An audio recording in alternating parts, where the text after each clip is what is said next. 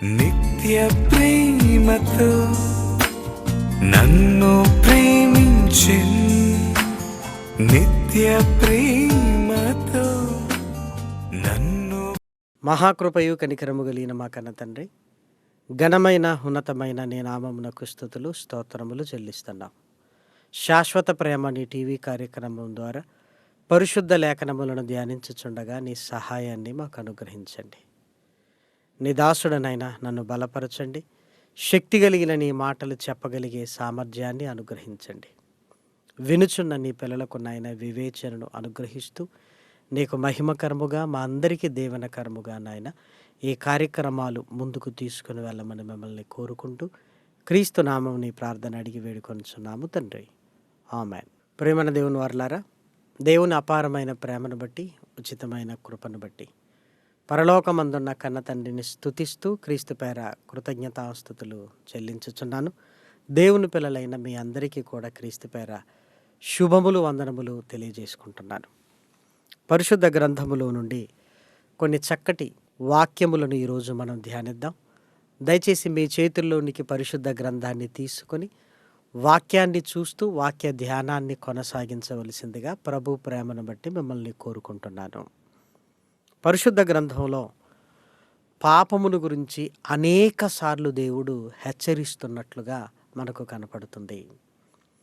క్రైస్తవ సమాజం కూడా పాపాన్ని విడిచిపెట్టి పరిశుద్ధతలోనికి రమ్మని అనేక సార్లు అనేకులు మాట్లాడుతున్నప్పుడు లోకంలో ఉన్నవారు అసలు ఈ పాపం ఏంటి, ఈ పాపము నుంచి మేము ఎందుకు బయటికి రావాలి అని క్రైస్తవులు ఎప్పుడు పాపాన్ని గురించి మాట్లాడుతుంటారు అని చాలామంది విసుగు చెందుతున్న సందర్భాలు కూడా ఉన్నాయి. మనం వింటున్నాం. పరిశుద్ధ గ్రంథంలో దేవుడు పాపాన్ని ఎందుకు అసహించుకుంటున్నాడో, పాపము చేయకూడదని మనల్ని ఎందుకు హెచ్చరిస్తున్నాడో, పాపములో నుంచి మనల్ని ఎందుకు విమోచించాలి అని ఆయన ప్రణాళికను కలిగి ఉన్నాడో, పాపాన్ని గురించి జాగ్రత్తగా ఆలోచించగలిగితే పాప ఫలమును గురించి మనం ధ్యానించాలి. అంటే మనిషి చేస్తున్న పాపము, దాని ఫలాలు మనిషి ఖచ్చితంగా అనుభవించాల్సిందే. నిప్పులో చేతులు పెడితే కాలకుండా ఎలా ఉంటాయో, పాపము చేసిన ప్రతివాడు దాని ఫలమును అనుభవించవలసిందే. ఆ పాప ఫలాలు ఎంత భయంకరంగా ఉంటాయో లేఖనాలలోనికి వెళ్ళి మనం ధ్యానిస్తే దేవుడు ఎందుకు పాపం చేయొద్దంటున్నాడో, ఎందుకు పాపములో నుంచి మనల్ని బయటికి తీసుకొని రావటానికి ఆయన ప్రణాళిక వేశాడో లేఖనాలను బట్టి మనం బాగా అర్థం చేసుకోగలం.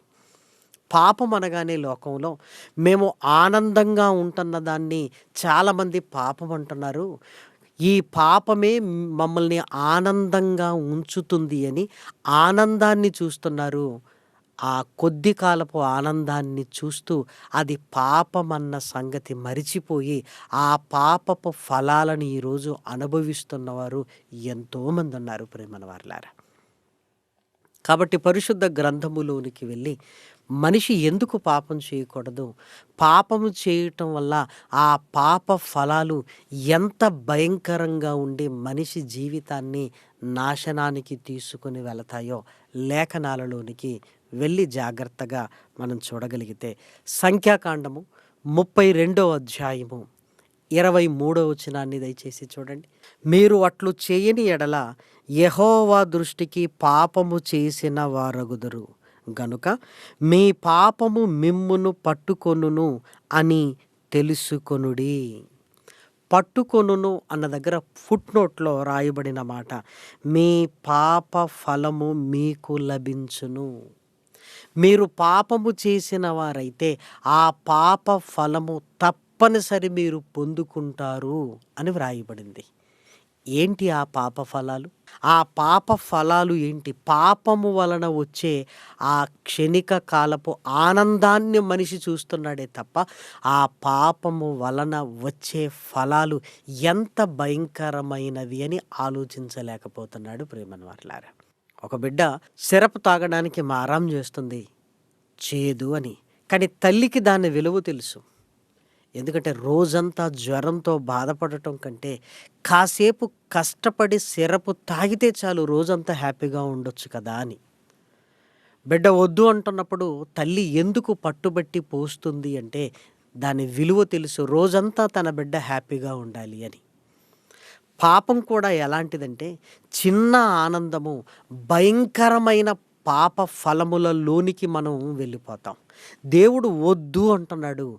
ఎందుకు వద్దు అంటున్నాడంటే మనం క్షణికాలపు ఆనందాన్ని చూస్తున్నామే తప్ప దాని ఫలాలు ఎంత భయంకరమైనవో మనం ఆలోచించటం లేదు. కాబట్టి ఆ పాప ఫలములు ఎంత భయంకరమైనవో లేఖనాలలోనికి వెళ్ళి తెలుసుకోవటానికి మనం ప్రయత్నం చేద్దాం. దయచేసి చూడండి, యోబు గ్రంథము 31వ అధ్యాయము 3వ వచనాన్ని దయచేసి చూడండి. దుర్మార్గులకు విపత్తు సంభవించుటే గదా, పాపము చేయు వారికి దురవస్థ ప్రాప్తించుటయే గదా. పాపము చేయు వారికి దురవస్థ. దయచేసి మీరు ఆలోచించండి. పాపము చేయు వారికి ఆ పాప ఫలము దురవస్థ. నేను అవస్థ పడుతున్నాను అంటేనే బాధపడుతున్నాను. దురవస్థ అంటే భయంకరమైన బాధలోనికి. మీరు ఆలోచించండి. ఇశ్రాయేలీలు ఐగుప్తు దేశంలో వారి దురవస్థను నేను నిదానించి చూచి తిని అని దేవుడు అన్నాడు. భయంకరమైన బాధ. పాపము కూడా మనిషిని అలాంటి భయంకరమైన బాధలోనికి తీసుకుని వెళుతుంది. ప్రేమన దేవుని పిల్లలారా, ఈరోజు సమాజంలో ఈ పాపం వల్ల దురవస్థల పాలైన వారు ఎంతోమంది మన కళ్ళ ముందు కనబడుతూనే ఉన్నారు ప్రేమన వారలారా. కాకపోతే పాపము వలన ఇది జరిగింది అని వారికి తెలియక, మనకు తెలియక, మనం ఏదో కష్టాలు కన్నీళ్ళు అని పైన చూస్తున్నాం. కానీ దాని వెనకాల ఏముందో తెలుసా? పాపము చేయుట వలన దాని ఫలములోనికి వెళ్ళిపోయారు ప్రియమైన దేవుని పిల్లలారా. దయచేసి మీరు ఆలోచించండి. దురవస్థ అన్నప్పుడు భయంకరమైన బాధ, భయంకరమైన బాధ. అక్రమ సంబంధాలు పాపమైతే ఆ అక్రమ సంబంధాల నేపథ్యములో హత్యలు, కుటుంబము విచ్ఛిన్నము, పిల్లలు కూడా అనాథలైపోయిన ఎన్నో సంఘటనలు మనకు కనపడుతున్నాయి. దురవస్థ కాదా? చక్కగా ఉండే కుటుంబం అక్రమ సంబంధాల వల్ల నాశనం అయిపోయి దురవస్థలోనికి వెళ్ళినవి ఎన్ని కుటుంబాలు మనకు కనపడటం లేదు. దయచేసి మీరు ఆలోచించండి. తాగుడు పాపమైతే ఆ త్రాగుడు వల్ల చేతుల కష్టం అనేది ఎగిరిపోయి ఇంట్లో పేదరికము, ఇంట్లో అసమానతలు, గొడవలు, ఇంట్లో సమస్యలు ఎన్ని ఈరోజు కుటుంబాలలో మనం చూడటం లేదు. అది దురవస్థ కాదా? అది పాపం వలన జరుగుతుంది అని గ్రహించాలి ప్రేమన వారలారా. నేను తాగగానే మత్తులో నాకు ఆనందంగా ఉంటుంది అని ఆలోచిస్తున్నావే కానీ ఆ తాగిన మత్తులో, మైకంలో నీ కుటుంబాన్ని ఎంత ఇబ్బంది పెడుతున్నావో, నీ కుటుంబానికి అవసరాలు తీర్చవలసిన డబ్బు ఎలా మద్యం షాపుకు తరలి వెళుతుందో నువ్వేమైనా ఆలోచించగలుగుతున్నావా? లేఖనాలలో దేవుడు చెప్తున్నాడు, పాప ఫలము ఎంత భయంకరంగా ఉంటుందంటే నువ్వు పాపము చేసినప్పుడు ఖచ్చితంగా దురవస్థలలోనికి నువ్వు వెళతావు. నేను వెళ్ళను అనటానికి వీలు లేదు ప్రేమన వారలారా. నిప్పు కాలుతుంది అన్నది ఎంత నిజమో, సముద్రంలో పడినవాడు చస్తాడన్నది ఎంత నిజమో, అలాగే పాపము చేయువాడు దురవస్థలోనికి వెళ్ళిపోతాడు ప్రేమన దేవుని పిల్లలారా. నమ్మాలి అనిపించట్లేదు కదా? నిజాలు ఇలానే ఉంటాయి ప్రేమన వారలారా. పాపము మనిషిని దురవస్థలోనికి తీసుకొని వెళుతుంది. ఇంకా లేఖనాలలోనికి వెళ్ళి మనం చూడగలిగితే కీర్తనల గ్రంథము 14వ అధ్యాయము 4వ వచనాన్ని దయచేసి చూడండి. యెహోవాకు ప్రార్థన చేయక ఆహారము మృంగునట్లు నా ప్రజలను మృంగుదురు. పాపము చేయువారందరికీ తెలివిలేదా? పాపము చేయువారు బహుగా భయపడుదురు. పాపము మనిషిని భయములోనికి తీసుకుని వెళుతుంది. పాపము చేసేటప్పుడు ధైర్యంగానే ఉంటాం, కానీ చేసిన పాపాన్ని బట్టి భయంకరమైన భయములోనికి మనం వెళతాం ప్రేమన వారలారా. భయమే కదా అనుకోవచ్చు. ఆ హృదయంలో భయం ఉంటే ఆనందం ఉండదు, సంతోషం ఉండదు, దొరికిపోతానేమో అన్న భయం, అందరికీ తెలిసిపోతుందేమో అన్న భయం, నిద్ర ఆహారాలు ఉండవు, అనారోగ్యములోనికి వెళ్ళిపోతాం. భయంతో ఒక్కరోజు ఉండగలం. ఆ భయంతో ఎంతకాలం బ్రతకగలం ఒక్కసారి నువ్వు ఆలోచించు. చాలామంది నేరస్తులు స్వచ్ఛందంగా పోలీసులకు దొరికిపోతున్నారు ఈరోజు. ఎందుకో తెలుసా? మేము ఆ తప్పు చేశాం, ఆ పాపం చేశాం, మేము దొరకకపోయినా మా హృదయంలో ఆ వేదన, ఆ పాపము తాలూకు భయంకరమైన భయం మమ్మల్ని వెంటాడుతుంది.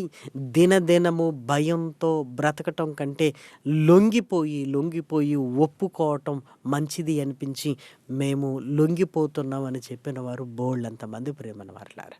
దయచేసి మీరు ఆలోచించండి. పాపము మనిషికి భయాన్ని కలిగిస్తుంది. ఏదెనులో ఆదాము అవ్వలు పండు తిన్న తర్వాత దేవుడు మాట్లాడుతున్నప్పుడు, ఆదామా నీవెక్కడున్నప్పుడు, నీ స్వరము వినినప్పుడు నేను భయంతో దాచుకున్నాను. భయం, పాపము భయాన్ని కలిగిస్తుంది. ఆ భయము హృదయాంతరంగములో ఉండి నెమ్మది, మనశ్శాంతి కరువై అనారోగ్యాల పాలవుతాము. పాపపు ఫలము భయం. ప్రియమైన దేవుని పిల్లలారా, మన జీవితంలో కూడా మనం తప్పు చేసిన తర్వాత భయపడతాం. ఎందుకు? అది పాపము గనుక. పాపము నీలో భయాన్ని కలిగించి స్థిమితముగా నిన్ను ఉండనివ్వదు. ప్రియమైన దేవుని పిల్లలారా, దురవస్థలోనికి తీసుకుని వెళుతుంది, భయాన్ని కలిగిస్తుంది. అంతేకాదు, లేఖనాలలోనికి వెళ్ళి మనం చూడగలిగితే జెఫన్యా గ్రంథము 1వ అధ్యాయము 17వ వచనాన్ని చూడండి.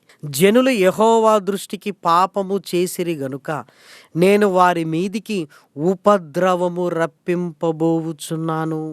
ఉపద్రవము, పాపము తెగుళ్ళలోనికి, ఉపద్రవాలలోనికి మానవాళిని తీసుకుని వెళుతుంది.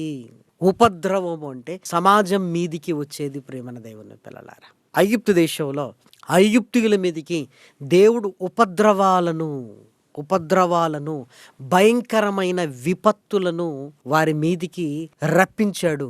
ఎందుకు? తన పిల్లలైన ఇశ్రాయేలీలను విడిపించడానికి. ఈరోజు ప్రపంచవ్యాప్తంగా వస్తున్న భయంకరమైన రోగాలు, తెగుళ్ళు, భూకంపాలు, ఇవన్నీ దేనిని బట్టి మీరు ఆలోచించగలిగితే భూమి మీద మనిషి సరిగా లేడు గనుక ప్రకృతి మనిషికి ఎదురు తిరిగి ఉపద్రవాలుగా మీద పడుతుంది. మనిషి సరిగా లేడు అంటే అర్థం ఏంటి? పాపం. భూమి మీద పాపం పెరుగుతూ ప్రకృతి క్రమాన్నే మార్చేస్తుంది. ప్రేమల దేవుని పిల్లలారా, ప్రకృతి క్రమాన్నే మార్చేసినప్పుడు ఏం జరుగుతుంది? ఉపద్రవాలు మానవాళి మీదికి వస్తాయి. ప్రేమల దేవుని పిల్లలారా, కేవలం భయం మాత్రమే కాదు, దురవస్థ కాదు, మానవ సమాజాన్ని నాశనము చేసే ఫలము పాప ఫలం. ప్రేమన దేవుని పిల్లలారా, నేనొక్కనే పాపం చేస్తున్నాను, ఏమవుతుందిలే అనుకోవచ్చు. ఆ పాపము అంటు రోగంలా విస్తరించి సమాజాన్నే నాశనము చేసే భయంకరమైన ఆయుధంగా మారిపోతుంది. ఉపద్రవము, మీ మీదికి ఉపద్రవాలను నేను రప్పిస్తాను. ఈరోజు ప్రపంచంలో ఏ మూలను చూసినా ఏ దేశము క్షేమంగా ఉంది ఆలోచించండి. పాపం వల్ల ఎన్ని ఉపద్రవాలను ఈరోజు ప్రపంచం చూసిందో ప్రపంచ చరిత్రలోనికి వెళితే మన కళ్ళకు కట్టినట్టుగా కనబడుతుంటాయి. ప్రేమన వారలారా, పాపము సమాజాన్ని నాశనము చేసే, ప్రజలను నాశనం చేసే భయంకరమైన ఆయుధం.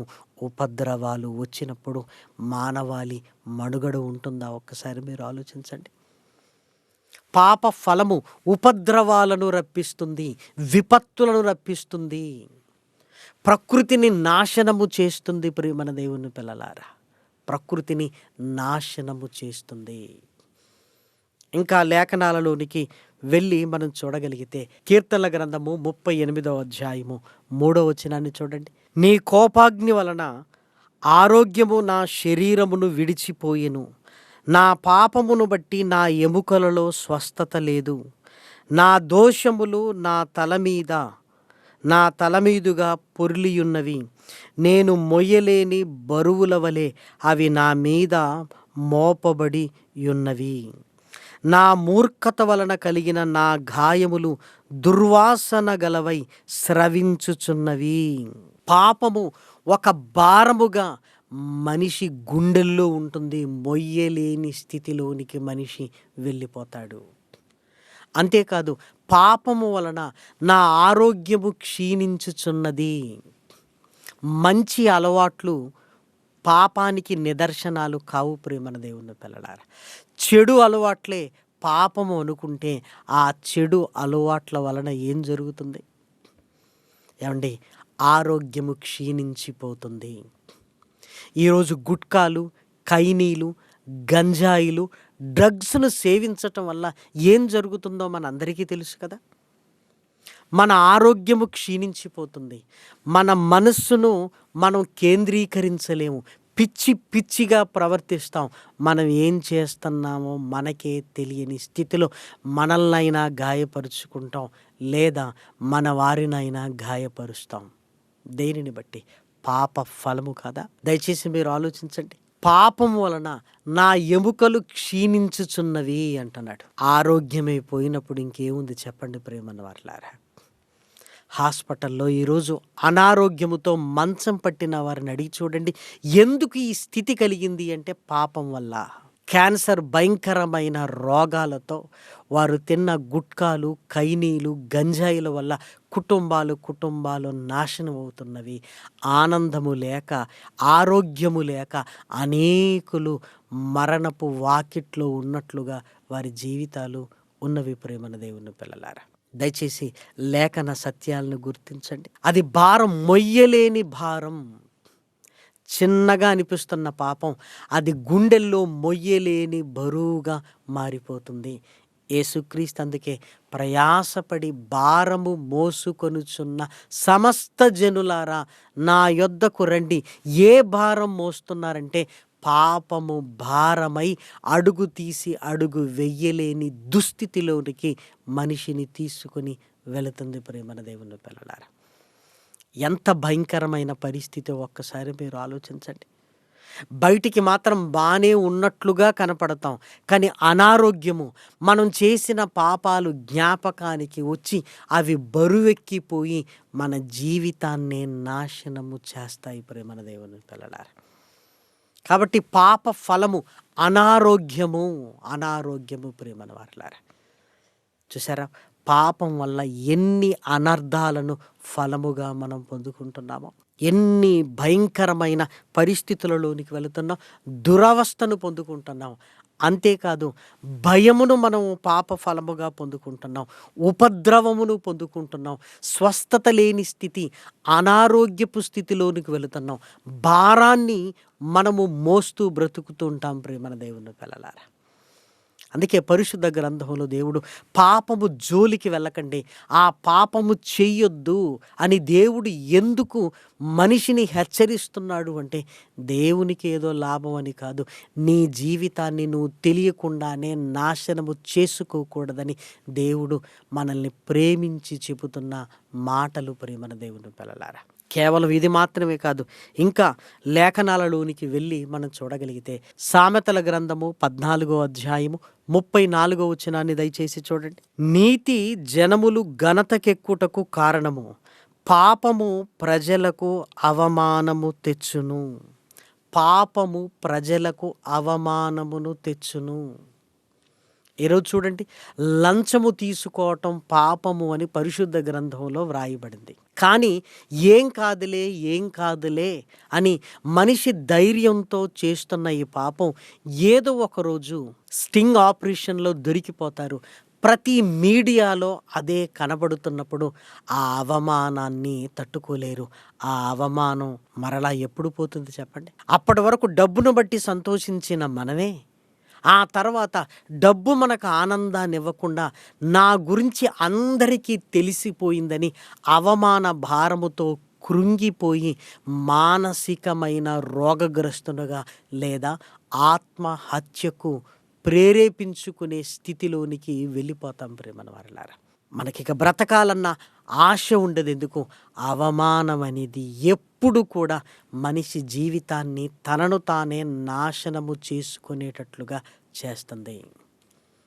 ఈరోజు చూస్తున్నాం కదా, ప్రేమల పేరుతో ఇదిగో నా వీడియోలు ఉన్నవి అని, ఇదిగో నా మాట వినటం లేదు అని నన్ను బెదిరిస్తున్నారు అని, నేను చేసిన తప్పు నా మీదనే మరలా నన్ను బ్లాక్మెయిల్ చేస్తున్నారు అని, అవి బయటకు వస్తే ఎక్కడ అవమానముతో కృంగిపోతానేమని ముందుగా తను చాలిస్తున్నవారు బోళ్ళంతమంది ఉన్నారు ప్రేమన దేవుని పిల్లలారా.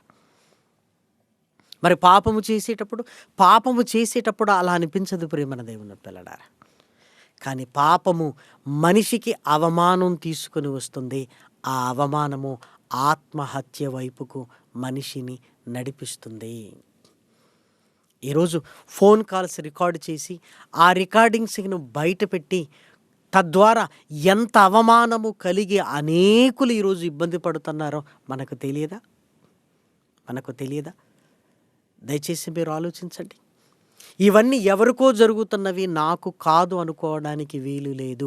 ఎందుకంటే మనిషి జీవితంలో ఈ పాప ఫలాన్ని, పాపము చేస్తున్నవాడు చేస్తున్న పాపాన్ని బట్టి ఏదో ఒక ఫలాన్ని పొందుకుంటాడు, జీవితాన్ని నాశనము చేసుకుంటాడు.